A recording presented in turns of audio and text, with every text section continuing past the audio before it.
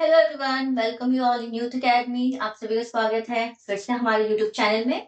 तो आज की क्लास हमारी कंटिन्यू होगी on the basis of our PYQ series of 2023 of UPSC EPFO and it is related to the EO AO and APSC के जो भी एग्जाम्स कंडक्ट हुए 2023 में उसकी पीवाईक्यू से बेस करेंगे।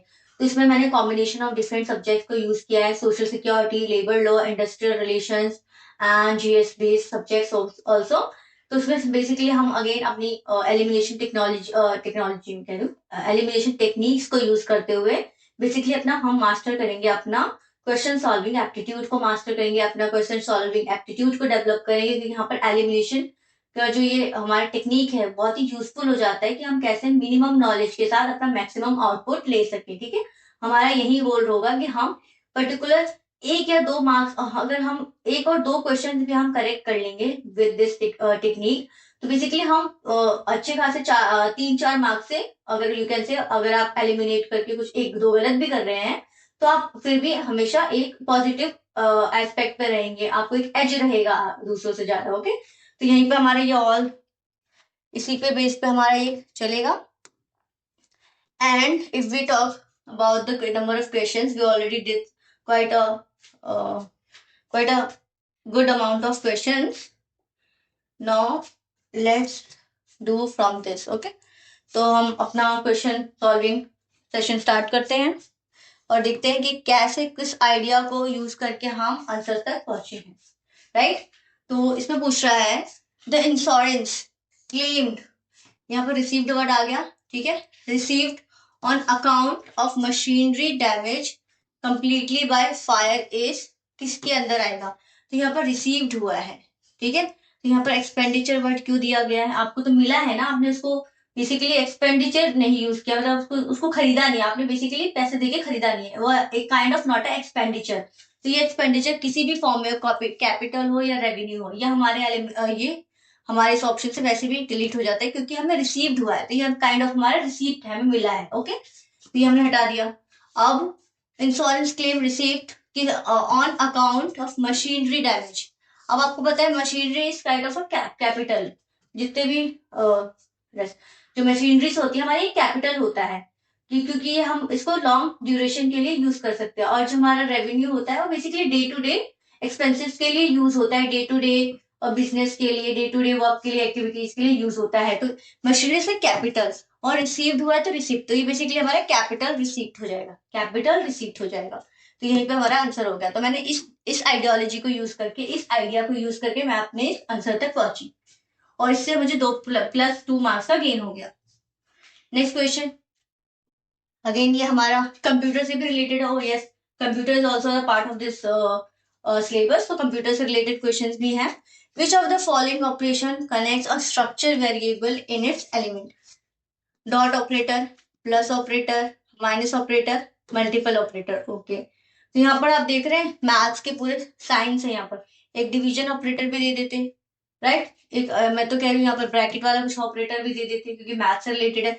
आप यहाँ पर देखेंगे तीन ऐसे ऑप्शन है related to some kind of the sign of the mathematics, but ये dot operator is the only one. और आप देखेंगे जितने भी ऐसे पर्टिकुलर कुछ आप लिखते हैं HTML में और किसी भी स्क्रिप्ट में, तो ये dots are basically use to connect the two statements और वर्ड्स। ऐसे आप ऐसे यूज भी कर सकते थे, साथ ही साथ ये सारे एक साथ जा रहे हैं। तो यहाँ पर odd one out, odd one out, ये जो फ्रेज होते हैं ये आपको यूज करना है फॉर योर एलिमिनेशन के में। ठीक है, ऑड वन आउट, ये सारे सेम है, बस यही एक आउट है। ये भी पूछ रहा है, राइट। तो ये हमारा करेक्ट आंसर हो जाएगा। तो ऐसे आपको इंस्टिंक्ट पे भी जाना है, तो कभी कभी होता है ना फनी इंस्टिंक्ट्स भी आपके क्वेश्चंस को करेक्ट कर लेती है, तो ऐसे इंस्टिंक्ट्स बेसिकली करेक्ट वन। यहाँ पर ये पूछा है very easy question, the main cause of ocean acidification is. ठीक है, ओजोन बेसिकली जो ये एसिडिफिकेशन होती है, ओजोन लेयर डिप्लीशन होती है, ये सबकी बात हो रही है। Carbon dioxide, carbon monoxide, hydrogen sulphide and chlorofluorocarbon, वैसे तो सबसे होती है बट मेन कॉज पूछा गया, आपको ये भी याद रखना है। तो बेसिकली ग्रीन हाउस इफेक्ट देखा है, कैसे CO2 को कैप्चर करते हैं। बेसिकली हम जितना भी ये फिनोमेना देखते हैं, हम देखते हैं कि कैसे कार्बन डाइऑक्साइड को कैसे कम से कम किया जाए, right, for not to having a green out house effect वाला फिनोमिना ऑन आवर क्लाइमेट। तो इसी से हम देखेंगे carbon dioxide is the main character of this all the things.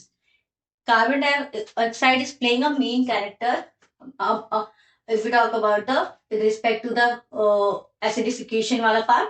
तो उसमें जो बाकी जो कैरेक्टर है वो मेन इतने नहीं है, सेकेंडरी आप बोल सकते हैं, लेकिन primary one is the carbon dioxide. तो बहुत 5वीं क्लास का बच्चा भी कर देगा इसको, मैं ऐसा नहीं बोलूंगी, क्योंकि एग्जाम हॉल में बहुत टफ हो जाता है वहां पर भी सोचना कि कार्बन मोनोऑक्साइड तो ज्यादा डेंजरस नेम लग रहा है according to carbon dioxide. Chlorofluorocarbon से भी देखा है जो फ्रिज से निकलता है, राइट, तो ये सब भी करते हैं।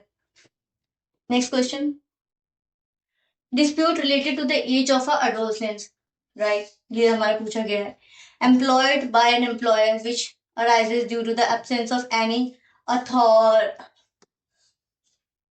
document can be referred to which of the following authorities for the decision under the Child Adolescent Labor Prohibition and Regulation Act 1986। तो बेसिकली एज की यहाँ पर अथॉरिटिफिकेशन की बात हो रही है कि कौन ऑथराइज कर सकता है कि क्या इसकी एज है और ये डिस्प्यूट कैसे खत्म होगा, राइट। तो prescribe medical authority, labour court, inspector appointed under the act and the appropriate government. यहाँ पर पूछ रहा है कि एब्सेंस ऑफ ऑथेंटिक डॉक्यूमेंट्स, जब यहाँ पर एब्सेंस ऑफ ऑथेंटिक डॉक्यूमेंट्स है तो इंस्पेक्टर कैसे कर सकता है? इंस्पेक्टर भी तो किसी फॉर्म ऑफ द डॉक्यूमेंट को यूज करके बताएगा the age of the adolescence, right, इसको हम इनकरेक्ट मानेंगे। अप्रोप्रिएट गवर्नमेंट वो कैसे बता सकती है कि कब पैदा हुआ है, कब पैदा हुआ है, कितने साल में पैदा हुआ है, राइट, तो यहाँ पर भी नहीं होगा। लेबर कोर्ट और चाइल्ड अडोलसेंट लेबर कोर्ट में क्या अंतर हो जाएगा? लेबर कोर्ट तो बेसिकली और जिसको डिस्प्यूट को कैसे डिसॉल्व करेगी? मेरा कहना है कि ये जो तीनों अथॉरिटीज है तो एक काइंड ऑफ द डॉक्यूमेंट की जरूरत पड़ेगी, ठीक है, और इसके पास कोई ऑथेंटिक डॉक्यूमेंट है नहीं तो क्या फॉर्म भरिए? मेडिकल बायोलॉजी के कुछ इनोवेशन आए हैं जिससे आप डिटरमाइन कर सकते हैं कि आपकी बॉडी में जो स्ट्रक्चर चेंजेस हो रहे हैं वो कैसे डिटरमाइन करेंगे कि आपकी एज कितनी है। तो क्या हो जाएगा यहाँ पर आगे? Medical authority, prescribe medical authority, biological dimension हम चेक करेंगे कि एज ऑफ द एडोलसेंस कितना है, क्योंकि उसके पास ऑथेंटिक डॉक्यूमेंट्स नहीं है। ये ऐसे फालतू में नहीं लिखा गया है, इसका भी कोई मीन था, क्योंकि ये जो स्टेटमेंट था ये हमारे 3 ऑप्शन से लिंक्ड हो रहा था, ठीक है, कि फालतू में ऐसे नहीं यूपीएससी फालतू में एक लाइन पूरा वेस्ट करेगी, मतलब एक लाइन के लिए इंक वेस्ट करेगी और फिर उस लाइन को मल्टीपल कॉपीज भी बनाएगी फॉर द एस्पिरेंट्स। तो ऐसा नहीं होता, हर एक लाइन का कुछ रेलेवेंस होता है। तो इसको जैसे हमने किया कि absence of the authentic documents नहीं है तो कोर्ट कैसे करेगी, इंस्पेक्टर भी कैसे करेगा, गवर्नमेंट भी कैसे करेगी, आसपास के लोगों से तो पूछने नहीं जाएंगी वो, है ना। तो यह हो जाएगा हमारा कि बायोलॉजिकल मीन्स के थ्रू मेडिकल प्रैक्टिशनर बताएगा कि उसकी एज क्या है, फिर जब वो बता देगा तब जाके वो उसमें बात होगी, नहीं नहीं ये कोई और है, इसका एज कोई और है, तो फिर वहां पर जाके ये तीनों अथॉरिटीज आएंगी। तो हमारा आंसर हो जाएगा ए।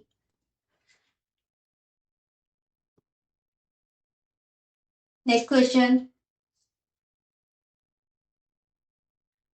एज पर द पर्टिकुलर ये है food and agriculture organization corporate statistical database, कोई ऑर्गेनाइजेशन है, which of the following is the correct in India milk production में, ठीक है। India rank second in the world in the milk production in the year of 2021-2023। ये 2023 का paper था, तो उस समय 2021 फाइनेंशियल ईयर 2022 के आसपास का डाटा पूछा था।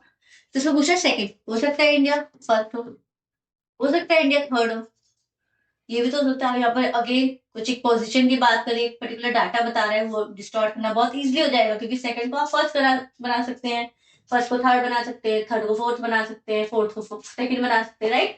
तो इसको मैंने यूज करते हुए तो जनरली मैंने गलत माना। India contribute 24% of the global milk production in the year of this. अब देखिए 24 है, इसको 20 ऐसे नहीं कर सकते, 2.4 भी नहीं कर सकते, क्योंकि जब इंडिया सेकंड है, आप ऐसे सुने, सेकंड तो हो सकता है या तो इंडिया आगे होगा सेकंड से फर्स्ट पे, या तो सेकंड से पीछे होगा थर्ड पे, ठीक है, इसी के बीच में गेम ये प्ले होगा। और अगर ये थर्ड सेकंड फोर्थ भी करेंगे तो मतलब 100% का अगर 24% भी लेके चलेंगे, राइट, या तो फर्स्ट में तो जाएगा नहीं क्योंकि 24% का, तो ये तो थर्ड एंड सेकंड में जाएगा। तो इस हिसाब से देखें तो ये 24 करेक्ट हो जाएगा, क्योंकि काइंड ऑफ परसेंटेज बता रहा है और परसेंटेज में हमें नहीं पता कि ये कितने में से बता रहा है, राइट। तो ये उसमें एक पर्टिकुलर ये ब्रॉड टर्म बता रहा है, अगर मैं इसको और इजी वे में बोलूं तो ये ब्रॉड टर्म बता रहा है हमारा परसेंटेज। और ये बहुत ही, ये अरे जो ये बता रहा है ये बहुत नैरो पर्सपेक्टिव बता रहा है कि सेकंड पोजीशन में है, थर्ड पोजीशन में है, बट ये 424% इज इजी वन, क्योंकि you are going to be get a position of one second third, तभी ये इंटरचेंज हुआ है। और जितने भी टॉप वो कंट्रीज होती है वो सीमित रैंकिंग होती है, तो इस हिसाब से मैंने सेकंड को करेक्ट माना।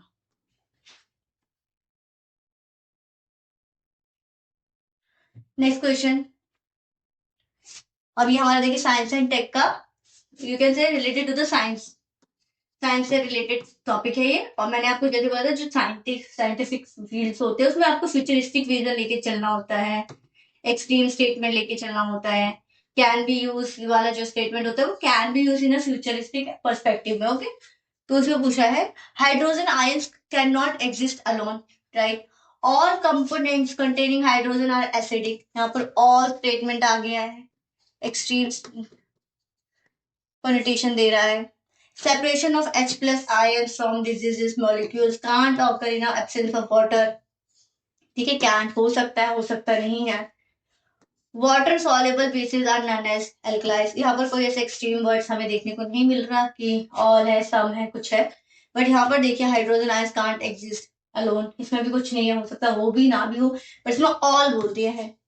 और जो ऑल स्टेटमेंट होता है इसका मतलब होता है 100%, राइट। और ये जो जेनरिक स्टेटमेंट दिए ना इसमें कोई एक्सट्रीम वर्ड्स नहीं है, तो मतलब ये पूरा अपने अपने ये जो थ्री है बी को छोड़ के, बी पूरा 100% बता रहा है कि इसके बियॉन्ड और कुछ नहीं हो सकता। लेकिन जो हमारे बी के एक्सेप्ट जितने भी स्टेटमेंट है वो एक एक बेसिकली एक स्कोप लेके चल रहे हैं कि अभी हमें इतना पता है, इसके बाद कुछ डिस्कवर्ड हो जाए तो उसका हमें नहीं पता। तो ये एम हो गया कि 100% श्योर है कि इसके बाद कुछ नहीं डिस्कवर होगा, यही है हमारा, राइट। ऑल बहुत एक्सट्रीम स्टेटमेंट है, इसको लेके चलना है और इसको लेके चलेंगे तो हमारा आंसर हो जाएगा करेक्ट, और इससे हमें गेन हो जाएगा हमारे मार्क्स का, क्योंकि हमें देगी एच, ठीक है, एच प्रोवाइड करेगी। और आपको बेसिकली कट ऑफ ही क्लियर करना है, आपको धुरंधर नहीं बनना है, मैक्सिमम मार्क्स स्कोर नहीं करने हैं, कट ऑफ क्लियर करना है। Next question, which of the following statement regarding the member of the parliament local area department scheme are correct? अब यहाँ पर जो मैंने आपको स्वैप टेक्नोलॉजी स्वैप टेक्निक बताई थी ना, ये यहाँ पर यूज होगी स्वैप टेक्निक, कि कैसे लोकसभा को राज्यसभा में स्वैप कर देते हैं, राज्यसभा को लोकसभा में स्वैप कर देते हैं, और इसकी स्पीकर का जैसे प्रेसिडेंट से स्वैप हो जाता है, और वैसे हम अलग अलग देखेंगे क्वेश्चंस में। तो nodal ministry of the scheme is ministry of statics and programme implementation, हो सकता है डिपार्टमेंट भी गलत हो, क्योंकि पर जनरली डिपार्टमेंट ऑर्गेनाइजेशन गलत रखती है, तो इसको रिजर्व में डाल सकते हो सकता है गलत है या ना हो। Fund release under the scheme are non lapsable, again factual information है, लेट्स रीड अगर। लेकिन आप मुझे इतना पता है कि देखिए लोकल एरिया डेवलपमेंट स्कीम्स है, और आपको पता है जब बजटिंग होती है, बजटिंग में जो पर्टिकुलर थिंग्स में जितना वो बजट अलॉट करते हैं, अगर वो पूरा यूज नहीं होता तो वो जो बजट है वो basically next year to carry forward हो जाता है। ऐसा कुछ क्वालिटी में आपने पढ़ा होगा और बहुत ईजी है to think this statement. The role of the member of the parliament is limited to recommending the word, ठीक है, लिमिटेड वर्ड है, कोई एक्सट्रीम वर्ड नहीं है, क्योंकि parliamentary form of the government is the limited government, okay. तो इसमें उसको उस बेसिस पे लेके चलना है। नाउ यहाँ देखिए, the scheme is confirm to the state from which the member of the parliament which is Lok Sabha, however a member of the parliament from the Rajya Sabha can be recommend works anywhere in the country। और आपको पता होगा कि जो राज्यसभा में जो members आते हैं वो पर्टिकुलर एक स्टेट्स के आते हैं, तो represent the state on a central level. और जो लोकसभा से के मेंबर्स आते हैं वो सेंट्रल लेवल के मेंबर्स होते हैं, वो पर्टिकुलर किसी स्टेट को रिप्रेजेंट नहीं कर रहे होते, लेकिन राज्यसभा के मेंबर पर्टिकुलर स्टेट को रिप्रेजेंट करने के लिए आते हैं। तो आपको नहीं लगेगा हम स्वैप कर दिया है कि एनीवेयर इन द कंट्री और पर्टिकुलर स्टेट्स के आते हैं मेंबर, ये स्वैपिंग टेक्नोलॉजी टेक्निक यूज कर दी है, क्योंकि राज्यसभा का होगा पर्टिकुलर स्टेट से रिलेटेड एंड लोकसभा का होगा एनीवेयर इन द कंट्री। तो ये हो गया स्वैप। तो जैसे स्वैप हुआ इसको हमने इनकरेक्ट माना, जैसे हमने 4 को इनकरेक्ट माना, भी हमारा आंसर आ गया। ऐसे हमने खेला इस गेम को, और हमें नहीं पता था लैप्सेबल है कि नहीं, बट याद होना चाहिए कि जो फंड्स होते हैं वो कैरी फॉरवर्ड हो जाते हैं तो नेक्स्ट फाइनेंशियल ईयर, तब तक बजटिंग होती है। और ये तो हमें नहीं पता था डिपार्टमेंट सही है कि नहीं, क्योंकि जनरली डिपार्टमेंट गलत होते हैं। हमें जैसे मिल गया कि यहाँ पर स्वैप टेक्निक यूज किए हैं, स्वैप टेक्निक यूज की। जो लोकसभा था, जो कह रहे थे scheme confer to the state from which the member of the Lok Sabha is elected. तो आपको पता है लोकसभा सेंट्रल लेवल को रिप्रेजेंट कर रही होती है, तो ये पर्टिकुलर स्टेट को कैसे करेगी। और राज्यसभा में जो लोग आते हैं वो पर्टिकुलर स्टेट को रिप्रेजेंट करने के लिए ही आते हैं। जैसे सिक्किम से आते हैं, नॉर्थ ईस्टर्न स्टेट होते हैं ना, यूपी से होते हैं, दिल्ली से होते हैं, राइट। तो पर्टिकुलर स्टेट को रिप्रेजेंट करने आते हैं। और यहाँ पे बोल रहा है Rajya Sabha can recommend work anywhere in the country. और जो एनीवेयर इन द कंट्री की बात हो रही है ना, लोकसभा का वर्क है और राज्यसभा का वर्क है हमारा। लोकसभा का वर्क है, राज्यसभा का वर्क है पर्टिकुलर स्टेट। तो यहाँ पर जो ये स्वैप हुआ है लोकसभा को राज्यसभा से एंड राज्यसभा को लोकसभा से, ये स्वैप यूज करते हुए हमने 4 को एलिमिनेट किया। हमने 4 को एलिमिनेट किया एंड हम 3 तक पहुंच गए। हमारा आंसर है बी। तो ऐसे आपको ऐसे प्रेजेंस ऑफ माइंड लेके चलना है। आपको नहीं पता था लेकिन आप ऐसे सोच सकते हो सकते हैं यहाँ पर राज्यसभा हो। आपको ऐसे इंटरचेंज गेम खेलना है। रिवर्स इंजीनियरिंग का पढ़ा हुआ ना आपने एलिमिनेशन में। रिवर्स इंजीनियरिंग को यूज करना है कि ये राज्यसभा है कैच वर्ड और ये लोकसभा है कैच वर्ड। मैं इसको एक बार ऐसे चेंज करके फिर पढ़ता हूँ। अब जैसे ही पढ़ेंगे ना आप इसको चेंज करके, आपको माइंड में स्ट्राइक करेगा कि हाँ ये स्टेटमेंट मोर, जितनी पॉलिटी बढ़ी है उस हिसाब से मुझे लग रहा है स्टेटमेंट ज्यादा जेनरिक है towards the first statement which is the character word यहाँ पर, ठीक। तो ऐसे आप रिवर्स इंजीनियरिंग भी यूज कर सकते हैं। नेक्स्ट क्वेश्चन, यहाँ पर कॉन्स्टिट्यूशनल बॉडी से पूछा गया है। अब देखिए कॉन्स्टिट्यूशनल बॉडी कौन कौन सी है, कौन कौन सी नहीं है। आपको बेसिकली इसका चार्ट बना के याद करना चाहिए, बट यहाँ पर आ गया है क्योंकि एग्जाम में तैयार नहीं रहता। तो कुछ है नॉट, यहाँ पर नॉट भी लगा है, कौन सी नहीं है, ठीक है। अब देखिए शेड्यूल ट्राइब्स की है। अब यहाँ पर जितने भी ये जो होते हैं एस सी ओबीसी ईडब्ल्यूएस वाले, तो रिसेंटली एडेड हुआ है, तो आपको इसके हिसाब से चलिए एस सी एंड ओबीसी। अगर ये इसकी कॉन्स्टिट्यूशनल बॉडी है तो इसकी क्यों नहीं होगी। अगर इसकी कॉन्स्टिट्यूशन बॉडी तो इसकी क्यों नहीं होगी, क्योंकि ये तो एक कैटेगरी में आ रहे हैं रिजर्वेशन की लिस्ट में, राइट। रिजर्वेशन की कैटेगरी में आ रहे हैं। तो यहाँ पर देखिए, यहाँ पर अगेन ऑड वन आउट का गेम फिर अगेन यूज हो गया है। National commission for schedule caste, schedule tribe, national commission for backward classes, national commission for schedule caste, okay. और यहाँ पर बोले नेशनल ह्यूमन राइट कमीशन। और नेशनल ह्यूमन राइट कमीशन एक कॉन्स्टिट्यूशनल बॉडी नहीं है, आपने पॉलिटी में भी पढ़ी होगी। ऑड वन आउट से भी यूज कर सकते थे और आप ऐसे आइडिया भी लगा सकते हैं national human right commission constitutional body कैसे हो सकती है। ये सब तो कुछ लग रहे हैं कि हमारे डीपीएसपी फंडामेंटल राइट से कुछ लिंक्ड आइडियोलॉजी है, जो कि अगर ये लिंक्ड आइडियोलॉजी, आपको भी पता है कि रिजर्वेशन कितना बड़ा आइडियोलॉजी है हमारा फंडामेंटल राइट का, डीपीएसपी का equal level playing field provide करना। तो जब इतना ही बड़ा स्पिरिट है उधर फंडामेंटल राइट का, तो ये क्यों नहीं कॉन्स्टिट्यूशनल हो गया। अगर इसको कॉन्स्टिट्यूशनल नहीं बनाएंगे तो क्या ऐसा चिटेरी बनाएंगे और अमेंडमेंट्स करते जाएंगे अंदर, और जो स्पिरिट है एसेंस है फंडामेंटल राइट्स का वो ही खत्म हो जाएगा, राइट। तो आप ऐसे भी सोच सकते थे। नेक्स्ट क्वेश्चन, तो मुझे out workers and out worker is expressly excluded from the definition of workman under which of the following legislature, ठीक है। which of the following legislature के अंदर ये आउट वर्कर का जो डेफिनेशन है वो वर्कमैन से हटाया गया है। अब आप पहले आउट वर्कर को उठाइए, ये वर्ड को, और सोचिए आउट वर्कर का मतलब क्या है। वर्कर का मतलब तो पता है जो वर्क कर रहा हूँ। आउट वर्कर मतलब बेसिकली नॉर्मल ट्रेडिशनल वे में वर्क कहाँ होता है, फैक्ट्रीज में होता है। अगर फैक्ट्री वर्कर है तो फैक्ट्रीज में काम करेगा, मतलब ये पर्टिकुलर अपने एक साइट पे काम करते हैं। अभी आप देखेंगे डिजिटल वर्ल्ड में कोरोना के समय में क्या वर्क फ्रॉम होम का कल्चर स्टार्ट हुआ था, और एक वर्क फ्रॉम ऑफिस का भी कल्चर है। तो work from office basically site पे काम हो रहा है, और work from home is not on a site, ठीक है।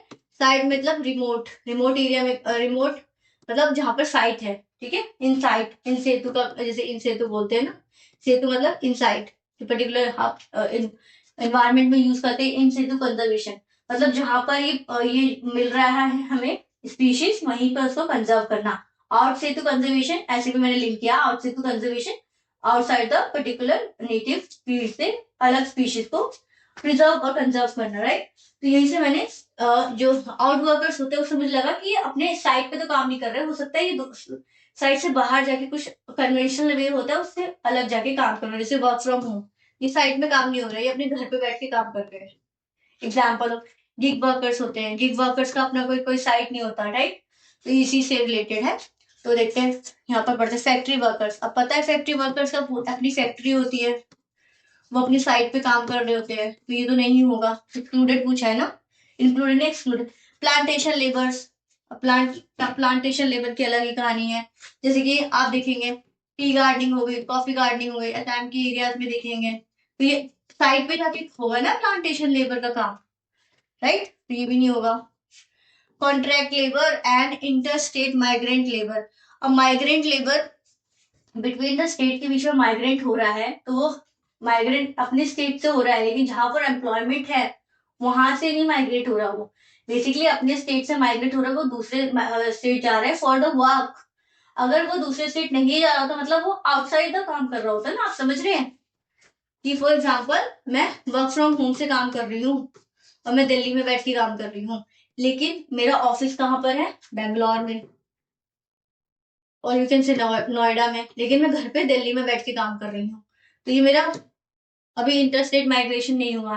और जैसे वर्क फ्रॉम होम का काम खत्म हो जाएगा, ये कल्चर खत्म हो जाएगा, वर्क फ्रॉम ऑफिस का स्टार्ट होगा, तो मुझे दिल्ली तो माइग्रेट होके नोएडा जाना पड़ेगा, बेंगलोर जाना पड़ेगा, राइट। तो ये मैं क्यों जा रही हूँ, कि साइट पे काम करना है इसलिए मैं जा रही हूँ, ठीक है। अगर साइट पे काम नहीं करना होता तो मैं क्यों माइग्रेट करती, मैं घर बैठे काम कर लेती।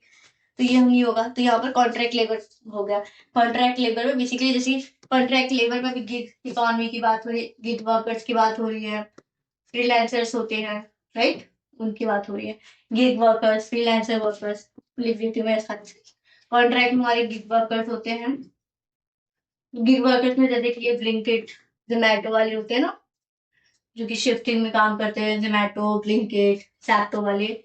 और यहाँ पर फ्रीलांसर होते हैं, जो पर्टिकुलर किसी इंस्टीट्यूशन से अटैच नहीं होते, मूवेबल होते हैं, मूव करते रहते हैं, राइट, इसी से होते हैं। तो हमारा आंसर है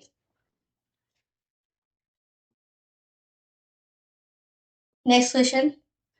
Under the provision of Factories Act, this safety committee is constitution in a factory where thousand or more workers are employed. Safety committee, ये इतना बड़ा फिनोमिना है, ये बात कर रहे हैं कि सेफ्टी कमेटी वहीं होगी जहां पर 1000 और उससे ज्यादा वर्कर्स होंगे। क्यों, अगर वहां पर 20 वर्कर्स हुए तो क्या वहां पर सेफ्टी कमेटी की जरूरत नहीं पड़ी, क्योंकि क्या 20 लोगों की इतनी जान की अहमियत नहीं है। आपको इस आइडियोलॉजी से लेके चलना है, वहां पर इमोशनल नहीं होगा ना, ठीक है। Hazardous substances are use in the handles, मतलब जब जहां पर हजार्डस यूज होता है वहां पर सेफ्टी कमेटी की जरूरत पड़ती है। और ये सेंस भी कर रहा है कि जहां पर हजार्डस सब्सटेंसेस यूज हो सकते हैं जो कि हार्मफुल फॉर द वर्कर्स हो सकते हैं, जैसे माइन वर्कर्स हो जाएंगे, ठीक है, वो हार्मफुल होते हैं क्योंकि वहां पर हजार्डस होता है। ये केमिकल फैक्ट्रीज में काम करते हैं, ये प्रिंटिंग में होते हैं, वहां पर भी बहुत केमिकल यूज होता है, तो वहां पर भी हजार्डस हो जाएगा, राइट। तो ये बहुत ब्रॉडर पर्सपेक्टिव लेके चल रहा है। इसमें नंबर ऑफ द वर्कर्स नहीं बता रहा, जैसे heavy machineries utilise, heavy machinery में इंडस्ट्रियलाइज्ड में भी केमिकल यूज होता है। अगर आप बताओ ऑटोमोबाइल्स में सेफ्टी भी होती है, लेकिन वहां पर इतना हजार्डेड मतलब नेचुरल कुछ ऐसे केमिकल नहीं होता, ऐसे कुछ अगर फिनोमेना होता है, डिजास्टर फिनोमेना होता है तो उसको टेकल कर सकते हैं, राइट। तो ऑटोमोबाइल्स इंडस्ट्रीज हो गई, तो ये हैवी इंडस्ट्रीज हो जाएंगी। 50 और मोर वर्कर्स आर एम्प्लॉयड। अब यहाँ पर आपको डाटा, आपको लग रहा है डाटा दिया है तो हो सकता है इस पे गेम हो, तो वही कह रही हूँ ना, यहाँ पर 1000 हो, 5000 हो, 20 हो, जान दी अहमियत तो सबकी होगी। और ये बहुत ही ब्रॉडर पर्सपेक्टिव दे रहा है कि जहाँ पर हजार्डस सब्सटेंसेस यूज कर रहे हो वहां पर सेफ्टी की जरूरत है, ये भी दे रहा है। लेकिन इससे ज्यादा अगर आप ब्रॉडर सेंस देखें तो ये वाला स्टेटमेंट दे रहा है, हमें मोर अप्रोप्रिएट स्टेटमेंट ढूंढना है। सारे ऑप्शंस करेक्ट हो सकते हैं, लेकिन मोस्ट अप्रोप्रिएट कौन सा होगा, तो most appropriate statement is B. यहाँ पर हजारों सब्सटेंसेस यूज होंगे, वहां पर सेफ्टी की कंसर्न्स की जरूरत होगी, सेफ्टी कमेटी की जरूरत होगी। नेक्स्ट क्वेश्चन, ये बहुत ही इजी क्वेश्चन है, आप इसको स्टेटमेंट पढ़ेंगे ना तो आपसे पता चल जाएगा। Which one of the following is use to combine server objects, modules, and libraries was single executable program. मतलब combine to make together, right? Interpreter मतलब जो ट्रांसलेट करता हो, समथिंग लाइक दिस। कंपाइलर जो कंपाइल करके एक ही जगह रख देता है इकट्ठा। लिंकर और लोडर मतलब लोड करता है। लिंकर कंबाइन, कंबाइन मतलब टुगेदर, लिंक करना, और linker is associated with the combined word, ऐसे आपको समझ सकते हैं। तो ऐसे हमारे का आंसर तक पहुंचा। तो मुझे ऐसे लग रहा है कि कौन सा है कंबाइन कर रहा है सर्वल ऑब्जेक्ट्स को, लिंक मतलब कंबाइन कर रहा है मतलब लिंक कर रहा है सर्वल ऑब्जेक्ट्स को, मतलब यहाँ पर ऐसे कंपाइल नहीं बोला है। कंपाइलर और लिंकर में ये अंतर हो जाएगा कि हमें कंबाइन करना है बहुत सारे सब्जेक्ट, मतलब एक ऑब्जेक्ट है, दो ऑब्जेक्ट है, तीन ऑब्जेक्ट है, इसको कंबाइन करना है, जोड़ना है, राइट। और कंपाइलर में क्या हो जाएगा, एक ही जगह तीनों सब्जेक्ट को ऐसे कंपाइल करना है। लिंकर में भी क्या होता है, वो जोड़ने का एक काम करता है, राइट। ऐसे मैंने सोचा तो मुझे लिंकर लगा, तो लिंकर को मैंने लगा दिया।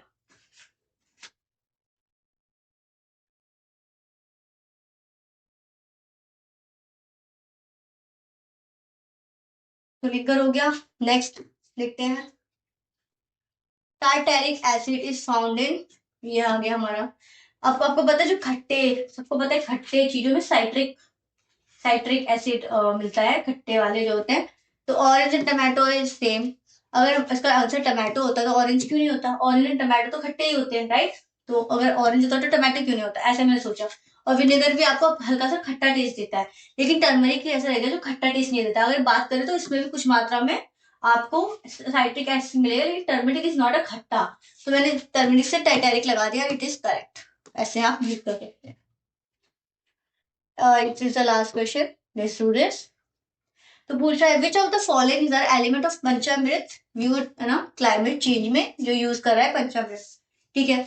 India will reach its non fossil energy capacity 100 gigawatt by 2030। अब यहाँ पर डाटा दिया गया है, लेकिन यहाँ पर अगेन ब्रॉड डाटा दिया गया है, कोई प्रिसाइज डाटा नहीं दिया गया है कि एक सालों में कर लेगा इंडिया 500 गीगावाट की कैपेसिटी नॉन फॉसिल्स के, या 2 सालों में कर लेगा। बेसिकली इसने बहुत अच्छा खासा ईयर लिया है, तो इसमें कोई आपको कोई डाउट नहीं होना चाहिए। वही मैं कह रही हूँ, डाटा मैनिपुलेट इजी कर सकते हैं, बट आपको ये भी देखना है कि कौन सी डाटा को इजी मैनिपुलेट कर सकते हैं। Broader data can't be manipulated easily, ये प्रिसाइज डाटा नहीं है, ब्रॉडर डाटा है कि 500 गीगावाट को बाई 2030 करना हमारा नेट जीरो का कार्बन, नेट जीरो जो हमारा है का जो हमारा ये यू कैन से एम है, वो भी 2030 तक ही है, आपको पता होना चाहिए। तो 2030 तक अगर 500 गीगावाट करना है तो कोई बड़ी बात नहीं है। और India will meet 50% of energy, again product terms की बात करें, परसेंटेज में बात हो रही है, ये कोई ऐसे पॉइंट्स में बात नहीं हो रही, परसेंटेज में बात हो रही है बाय 2030। तो यहाँ पर हमारा जो ब्रॉडर सेंस दे रहा है, जेनरिक स्टेटमेंट दे रहा है, and both 1 and 2 is correct, right. तो ऐसे आपको करना है कि आपको डाटा में भी आपको ब्रॉडर डाटा लेके चलना है। यहाँ पर मैं आपको दूसरा रूल बता देती हूँ, data can be use, can be manipulated, but यहाँ पर आपको देखना है कौन सा नैरो डाटा है और कौन सा ब्रॉडर डाटा है। इसमें पूरा 500 गीगावाट, राइट। तो ये 2030 की बात कर रहा है, और आपको पता है 2030 में नेट जीरो का भी हमने अपना टारगेट रखा है, नेट जीरो कार्बन का टारगेट रखा है, राइट। तो इसमें अगर 2030 तक अगर 500 गीगावाट की बात कर रहा है 2030 तक, प्रोडक्ट नहीं लग रहा आपको कि टाइम पीरियड बहुत नैरो नहीं है, बहुत ही लंबा अच्छा खासा समय ले रहा है। 500 gigawatt can be achievable target. और यहाँ पर बात है 50%, अगर परसेंटेज में बात हो रही है, यहाँ पर 50% लिया है, 50-50। यहाँ ना तो इसने 40 से कम लिया है, ना इसने 50 से ज्यादा लिया, अराउंड द 100। अगर बोले तो 90% कर लेगा, तो ये बहुत ही एक्सट्रीम स्टेटमेंट लगता है कि 90% इतने कम ईयर्स में कैसे कर लेगा। उसने 50 बोला है, अगर वो 50 के आसपास 45 भी कर लेगा ना, तब ये अचीवेबल टारगेट हो जाएगा। तो इसी को मैंने लेके इसे ब्रॉडर सेंस दे रहा था। तो both 1 and 2 is correct, right. तो यहाँ पर हमारा ये वाला पीवाईक्यू का होता है कंप्लीट। और आपको पता है ये हमारे ईओ एंड एओ में 2023 में पूछा गया है, और ईओ एंड एओ का एपीएससी का जो एग्जाम कंडक्ट हुआ 2023 में सेपरेटली हुआ था। बट आपको पता होगा नोटिफिकेशन में बोला गया है कि दोनों का जो होगा हमारा कंपाइल हो, मतलब कंबाइन होगा एग्जाम। और एडमिट कार्ड भी आ चुके हैं ईपीएसओ के, हाँ ठीक है, तो आप डाउनलोड कर लेना। और फिर thank you everyone for watching session, and stay tuned for our next session. Okay, thank you everyone.